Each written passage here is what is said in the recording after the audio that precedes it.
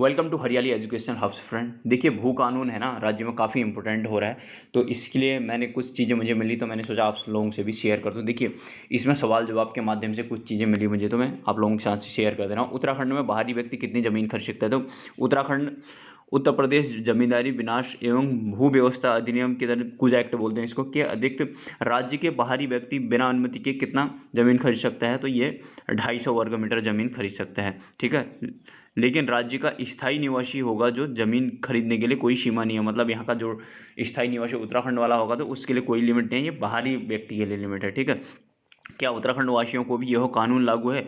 यह उत्तराखंड वासियों के लिए कानून लागू नहीं है, ये सिर्फ बाहर वालों के लिए है। बाहरी व्यक्ति राज्य में परिवार के सदस्यों के नाम से अलग अलग ज़मीन खरीद सकता है।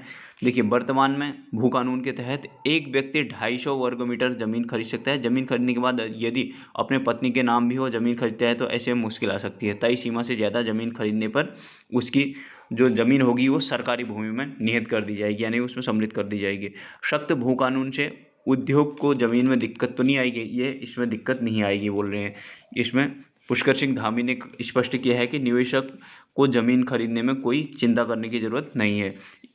इससे ज़मीन खरीद फरोख्त का दुरुपयोग रुकेगा। यदि किसी व्यक्ति ने उद्योग लगाने के नाम पर ज़मीन ली है, उस ज़मीन का दुरुपयोग दूसरे प्रयोजन के लिए किया जा रहा है, तो ऐसे लोगों के खिलाफ कार्रवाई की जाएगी और ज़मीन को सरकारी ज़मीन में मिला लिया जाएगा।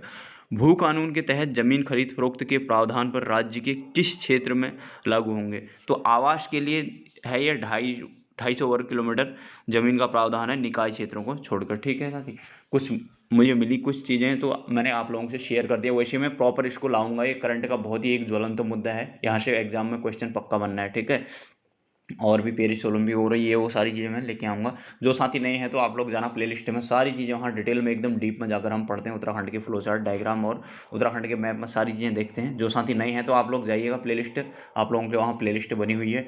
हिंदी का साहित्य वाला पार्ट पूरा हो गया है, हमारा ग्रामर भी स्टार्ट हो गया है। ग्रामर में हमारा वर्णमाला में चले गए हैं हम। ठीक है, उत्तराखंड की ज्योग्राफी कंप्लीट होने वाली है। सारी चीज़ें हम उधर देख रहे हैं। ठीक है, वन आंदोलन वगैरह चल रहे हैं आजकल। तो चलिए फ्रेंड्स, इतना ही करते हैं। ध्यान दीजिएगा, बाय, टेक केयर।